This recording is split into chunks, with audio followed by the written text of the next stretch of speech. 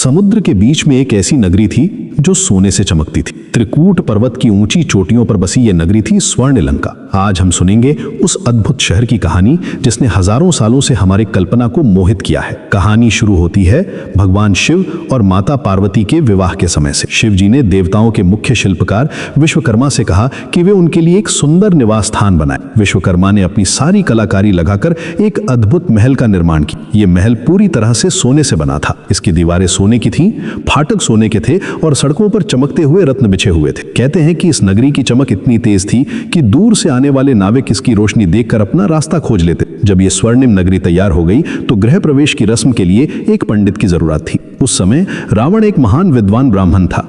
वो अभी तक राक्षस राजा नहीं बना था। रावण चारों वेदों का ज्ञाता था और उसकी विद्वत्ता की प्रशंसा देवलोक तक में होती थी। जब रावण ने इस सुनहरी नगरी को देखा तो वो इसकी सुंदरता से मंत्रमुग्ध हो गया। उसने भगवान शिव से दक्षिणा के रूप में यही नगरी मांग ली।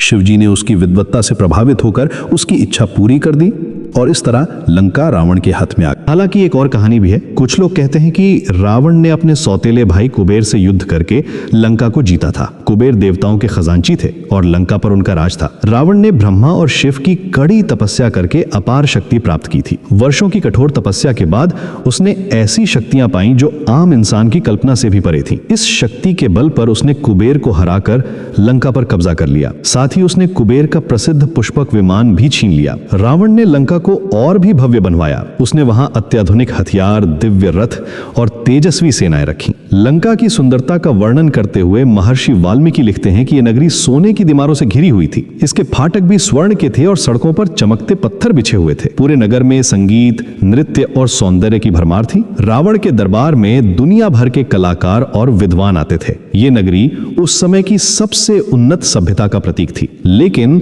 रावण का लालच उसके पतन का कारण बना। उसी पुष्पक विमान का इस्तेमाल करके उसने माता सीता का अपहरण किया और उन्हें लंका ले गया। ये घटना रामायण के महान युद्ध की शुरुआत बनी। रावण की यह गलती उसकी सारी विद्वता और शक्ति को धूल में मिला देने वाली थी। जब हनुमान जी सीता माता की खोज में लंका पहुंचे तो वे भी सुनहरी नगरी की सुंदरता देखकर चकित रह गए। उन्होंने भगवान राम को बताया कि इस शहर पर आक्रमण करना कठिन होगा क्योंकि ये पूरी तरह से सोने से बना है और इसकी दीवारें अत्यंत मजबूत हैं।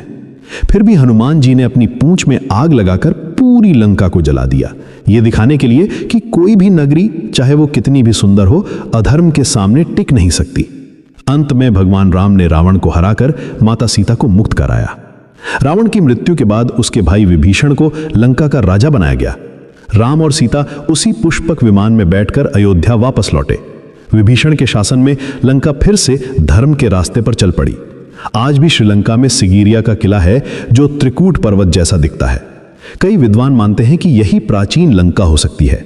सिगिरिया की ऊंचाई, वहां के पानी के बगीचे और चट्टान पर बना यह किला रामायण में वर्णित लंका से बहुत मिलता जुलता है। राम सेतु भी इस कहानी का हिस्सा है जो भारत और श्रीलंका को जोड़ता है। स्वर्ण लंका की ये कहानी हमें सिखाती है कि लालच और अहंकार कैसे किसी भी महान व्यक्ति का पतन कर सकते हैं। रावण एक महान विद्वान था, लेकिन उसके लालच ने उसे राक्षस बना दिया।